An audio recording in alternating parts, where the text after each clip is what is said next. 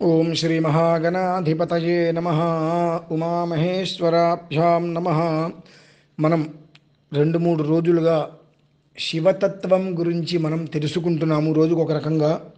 అందులో రుద్రం అంటే ఏమిటి, రుద్రాన్ని ఆరాధించటము వలన, రుద్రముని వినటము వలన, రుద్రాభిషేకము చేయటము వలన, రుద్ర హోమం చూడటం వలన, జరిపించటము వలన వచ్చేటువంటి యొక్క ఉత్తమమైనటువంటి యోగ ఫలములు ఏ రకంగా చెప్పబడి ఉన్నాయి అనేటువంటి విషయాలు మనం కొన్ని క్లుప్తంగా తెలుసుకుందాము. రుద్రం అనేటువంటి ఒక పదము వలన కరువు కాటకములు, ఈతి బాధలు, అతివృష్టి, అనావృష్టి, క్షామడాంబరాది మహామారి ప్రయోగములు నివారణ అవుతాయి. అగ్నిభయము, రాజభయము, శత్రుభయము, చోరభయము, సింహ సర్ప వ్యాఘ్ర భల్లుకాది సమస్త విషజంతు భయములు అన్నీ కూడా నివారణ అవుతాయి. అలానే శరీరంలో చర్మగత, అస్థిగత, రక్తగత, మాంసగత సర్వజ్వర నివారణలు కూడా అవుతూ ఉంటాయి. అలానే మనల్ని ఎన్నో రకాల భూతాది గణములన్నీ కూడా బాధిస్తూ ఉంటాయి. అటువంటి ఏమింటవి? భూత, ప్రేత, పిశాచ, బద్ధ, బ్రహ్మరాక్షసాది దర్శనాలు ఇవన్నీ కూడా కేవలం రుద్రము అనేటువంటి పదము వినటము వలన యొక్క భూతాది పిశాచ గ్రహాలన్నీ కూడా వాటంతట అవే కూడా వెళ్ళిపోయేటువంటి సిద్ధత్వం ఏర్పడుతుంది. అలానే గ్రహ విధానాలు: ఆకాశగ్రహ, అంతరిక్షగ్రహ, కూపగ్రహ, తటాకగ్రహ, కామినీగ్రహ, మోహినీగ్రహ, స్వజాతిగ్రహ, పరజాతిగ్రహ అనగా ఇవి 8 రకాల గ్రహముల్ని సూచిస్తూ ఉంటుంది. అవన్నీ ఏమిటి అంటే ఒకసారి మనం తెలుగులో చెప్పుకుందాము అంటే, ఆకాశగ్రహ ఎన్నో రకాలైనటువంటి మనకు పైనుంచి ఉల్కాపాతలు అన్నీ మనం చూస్తూ ఉంటాము. ఉరుములు, మెరుపులు భయాందోళనకి గురి చేసేటువంటివి. అలానే ఆకాశగ్రహం తర్వాత అంతరిక్షగ్రహ, తర్వాత కూపగ్రహ. కూపము అంటే బావి. ఈ బావిలో కూడా కొంతమంది ఇబ్బందులు పడుతూ ఉంటారు. తటాకము, నదీం తటాకం వాగత్వ అంటారు. తటాకము అంటే చెరువులు. ఆ చెరువుల వలన. కామినీ గ్రహ, మోహిని గ్రహ కోరికల వలన. తర్వాత మోహం అనేటువంటిది మనకి ఎక్కువగా పెరిగిపోతూ ఉంటుంది. అటువంటి వాటి వలన స్వజాతి గ్రహ, పరజాతి గ్రహ సంబంధం లేకుండా ఏది పడితే అలా, ఎలా పడితే అలా మనం చేస్తూ ఉంటాం. ఇటువంటి వాటి నుంచి సంభావిస్తున్నటువంటి నానాగ్రహ ఉచ్చాటనార్థం కూడా నిర్వీర్యమవుతూ ఉంటుంది. అలానే మనం మిత్రులుగా భావించినప్పటికీ కూడా మనల్ని శత్రువులుగా భావించేటువంటి శత్రుకృతంగా దుష్టంత్ర దురుపద్రవాదులు మనల్ని ఇబ్బంది పెట్టేటువంటి విధానాలు ఎన్నో రకాలుగా చేస్తూ ఉంటారు, ఇబ్బందులకు గురి చేస్తూ ఉంటారు. అవన్నీ కూడా సమూలంగా కూడా నిర్మూలన అయిపోతూ ఉంటాయి. అలానే కొన్ని రకాల క్షుద్ర ప్రయోగాలు ఉంటూ ఉంటాయి. పరమంత్రం, మన మీద కొన్ని రకాల మంత్ర ప్రయోగాలు, యంత్ర ప్రయోగాలు, తంత్ర ప్రయోగాలు ఇవన్నీ కూడా చేస్తూ ఉంటారు. అస్థిగతంగా, చర్మగతంగా అంటే మనిషి యొక్క బ్రతికి ఉండగానే విగత జీవుడిగా పడి ఉంటాడు. ఏమీ చేయలేక అచేతనంగా ఉంటూ ఉంటాడు. శరీరం అనేటువంటి కదలిక ఉండదు. శ్వాస తీసుకోవడం మినహాయిస్తే ఎలాంటి ఒక కదలిక శరీరంలో లేకుండా మనిషిని కొన్ని క్షుద్ర ప్రయోగాల ద్వారా మనిషిని అడ్డం పడేస్తూ ఉంటారు.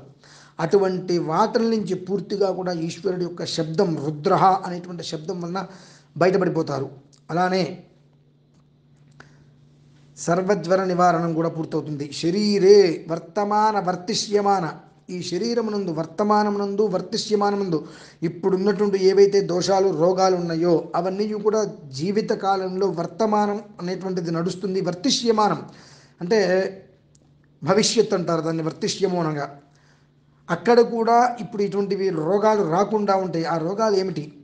వాత, పిత్త, కపోద్రవ, ప్రభీతి, నానా హేతు నిమిత్త జ్వర, పాండు, కుష్టాతిసార, ధాతు క్షయ, గుల్మ, మేహ, భగంధ్రాడి నాది ఉపశమనార్థం ఇటువంటి రోగాలన్నీ కూడా నిర్వీర్యమవుతాయి.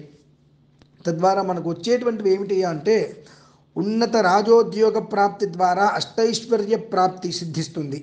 సాగ్ర వర్ష శతపర్యంతం అంటారు. అంటే మనం 100 సంవత్సరాలు బ్రతుకుతాము అని కాదు, మనం వెళ్ళిపోయిన తర్వాత కూడా 1000 సంవత్సరాలు అందరు మనస్సులో ఉండేటట్టుగా బ్రతికినంతకాలము కూడా సాగ్ర వర్ష శతపర్యంతం సుఖ జీవన సిద్ధ్యర్థం యావజ్జీవ స్త్రీలకు యావజ్జీవ సౌమంగళ్య సౌభాగ్య శుభ పరంపర అవాప్తి కూడా ఈశ్వరుడు అందిస్తూ ఉంటాడు. అంతేకాకుండా అనేక జన్మ సహస్రేషు ఆధ్యాత్మిక, ఆది దైవిక, ఆది భౌతిక దుఃఖత్రయాలన్నీ కూడా నివారణ చేయడమే కాకుండా సస్యశ్యామలంగా ఉంచుతాడు మన కుటుంబాలన్నింటినీ కూడా.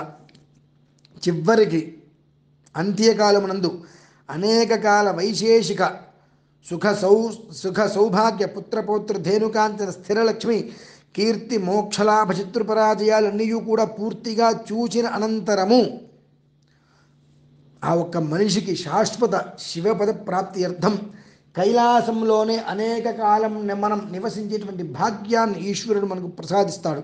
అలాగే నిరంతరము ధర్మకార్య ధర్మాచరణ సిద్ధ్యర్థం బ్రాహ్మణాది చాతుర్వర్ణానాం ఎవరెవరు ఏ వర్ణంలో ఉండి ఉన్నారో వారందరూ కూడా ఆ వర్ణాశ్రమ ధర్మములు ఏవైతే ఉన్నాయో ఆ ధర్మములను సదాచార అనుష్ఠాన సత్ఫలితాలు పొందవచ్చు. ఆ ధర్మాన్ని అనుసరిస్తూ సత్ఫలితాలు పొందేటువంటి భాగ్యాన్ని యోగ్యాన్ని కూడా ఆ ఈశ్వరుడు మనందరికీ అందిస్తూ ఉంటాడు. అయితే ఈ శతరుద్రీయంలో ఎంత గొప్పది ఉన్నది అనేటువంటిది కొన్ని భాగాలు కూడా మనం చెప్పుకోవచ్చు. అవి ఏమిటి అంటే ఈ రుద్రం అనేటువంటిది శతరుద్రియం అంటారు. అంటే ఈ రుద్రం అనేటువంటిది యజుర్వేదంలోనిది భాగం. ఈ యొక్క రుద్రం అనేటువంటిది వినటము వలన చదవటము వలన అభిషేకము వలన కలిగేటువంటిది ఏమిటి అంటే ఈ రుద్రం అనేటువంటిది మరణాన్ని సహితం అధిగమించగలిగినటువంటి సాధనం. ఈ జన్మకు మృత్యువుకు అతీతంగా ఉండే తత్వాన్ని సూచిస్తుంది. మనిషిలో శ్వాసని నింపేది మరలా ఆ శ్వాసని తీసుకుపోయేది కూడా ఆ పరమాత్మని తెలియజేస్తుంది. శ్రీరుద్రాన్ని రుద్రప్రశ్న అని కూడా అంటూ ఉంటారు. వేదమంత్రాలలో ఎంతో ఉత్కృష్టమైనటువంటిది రుద్రం, 2 భాగాలుగా చెప్పబడి ఉన్నటువంటిది. ఇందులో నమో అనే పదం మొదటి భాగం, దీనిని నమకం అని అంటారు. రెండవ భాగంలో చమే అన్న పదం మరలా రావటం వల్ల దీనిని చమకం అంటారు. నమకం చమకం చేవ పురుష సూక్తం తథైవచ అంటారు. అంటే ఏమిటి దీనికి? నమకము చమకము ఎవరైతే ప్రతిరోజు 3 మార్లు పురుష సూక్తంతో ప్రతిదినము చదువుతారో వాళ్ళకి బ్రహ్మలోకం ప్రాప్తిస్తుంది అనేటువంటిది అందులో అద్భుతమైనటువంటి విషయం. ఇటువంటి అద్భుతమైనటువంటి యొక్క రుద్రము మనం శివరాత్రి రోజు నాడు చాలా విశేషంగా మనం చేస్తున్నాము. ఓం నమస్తే అస్తు భగవన్ విశ్వేశ్వరాయ మహాదేవాయ త్ర్యంబకాయ త్రిపురాంతకాయ త్రికాగ్నికాలాయ కాలాగ్నిరుద్రాయ నీలకంఠాయ మృత్యుంజయాయ సర్వేశ్వరాయ సదాశివాయ శ్రీమన్మహాదేవాయ నమః. నమః శంభవే చ మయో భవే చ నమః శంకరాయ చ మయస్కరాయ చ నమః శివాయ చ శివ. చమకము అను 11 భాగాలు ఉంటాయి. ఒక్కొక్క భాగాన్ని ఒక్కొక్క అనువాకంగా భావిస్తారు అంటారు.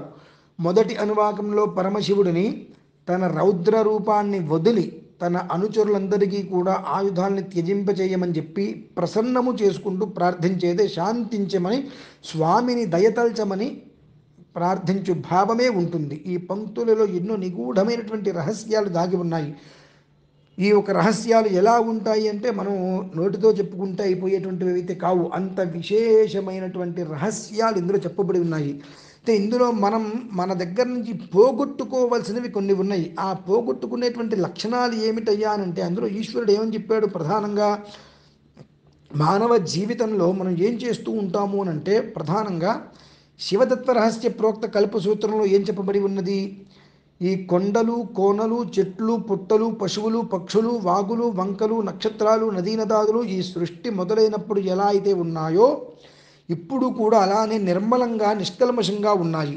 ఒక్క మనిషి మాత్రమే కులాలు మతాలు వర్గాలని వర్ణాలని తన చుట్టూ తానే సాలెగూళ్ళు అల్లుకుంటున్నాడు, స్వార్థంతో నిండిపోయి ఉన్నారు. నేడు ఎలా ఉన్నారు? నేను, నా భార్య, నా పిల్లలు, నా మనవళ్ళు, నా మనవరాళ్ళు అని తరతరాలకి ఆస్తి కూడా పెడుతున్నాడు. డబ్బు డబ్బు డబ్బు అనుకుంటున్నాడు. ఎంతటి పనైనా చేస్తున్నారు. డబ్బు కోసం డబ్బు పుట్టింది, కానీ ఇక్కడ మానవత్వం చనిపోయింది.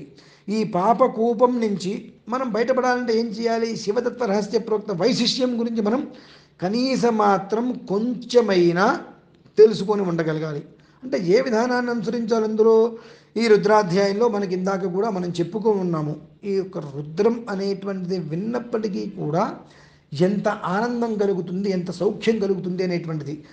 ఈ విషయం అనేటువంటిది మనం క్లుప్తంగా చెప్పుకున్నాము. మరొక వీడియోలో మరి యొక్క విధానాన్ని మనం పూర్తిగా కూడా తెలుసుకుందాము. ఇదంతయు కూడా చెప్పడానికి మూలం ఏమిటి అని అంటే 6, 7, 8 తారీఖులలో ఇంతవరకు కూడా యావత్ భారతమునందు కనీ విని ఎరుగని రీతిలో అహోరాత్రత్రయముగా రుద్ర సంపుటితో రుద్రమని మనం పారాయణ చేస్తున్నాము. రుద్రం ఒక్కసారి వింటేనే, నార్మల్గా మామూలుగా ఉన్నటువంటి రుద్రాన్ని వింటేనే ఇంతటి అమోఘమైనటువంటి శక్తి మనకి ఏర్పడింది అంటే రుద్రాన్ని రుద్ర సంపుటి చేసి కనుక మనం కనుక పారాయణ చేసినట్లయితే ఒక రుద్రము 62 గంటల సేపు నిర్విరామంగా ఒక క్షణం కూడా వృధా చేయకుండా మనం చేస్తున్నామంటే దాని యొక్క శక్తి ప్రత్యక్షంగానో లేక పరోక్షంగానో ఎవరైతే విని ఉన్నారో వారికి ఆ ఒక్క శక్తి ఏ రకంగా అందుతుంది, వారి యొక్క కుటుంబాన్ని వజ్ర కవచంలాగా ఈశ్వరుడు ఏ రకంగా కాపాడతాడు అనేటువంటిది మనం ప్రత్యేకంగా చెప్పుకోవాల్సిన అవసరం లేదు. ఎందుకంటే ఇందులో అంతయు కూడా తెలిసిపోయింది, ఖచ్చితంగా కనిపిస్తుంది ప్రతి ఒక్కటి కూడా. కాబట్టి మనం అందరము కూడా ప్రత్యేకంగా ఏదో ఏదో అనేటువంటి ఒక ఆలోచనని పక్కన పెట్టేసేసి ఈశ్వరుని మనం ప్రసాదింప చేసుకోవటం అనేటువంటిది చాలా చాలా గొప్ప విషయం. ఇందులో మరికొన్ని ఉన్నాయి. మొదటి అనువాకం ఏమిటి, రెండవ అనువాకం ఏంటి, మూడవ అనువాకం ఏంటి అనేటువంటివి అవన్నీ కూడా మనం మరొక వీడియోలో తెలుసుకుందాము. ఓం శ్రీ మహాగణాధిపతయే నమో నమః. స్వస్తి. ఈ ఒక మహత్కార్యమును నిర్వహించుటకు గాను మాకు ధనవస్తు రూపంలో అందరూ కూడా సహకరించి ఒక మహాకృతును దిగ్విజయించవలసిందిగా కోరుచున్నాము. స్వస్తి.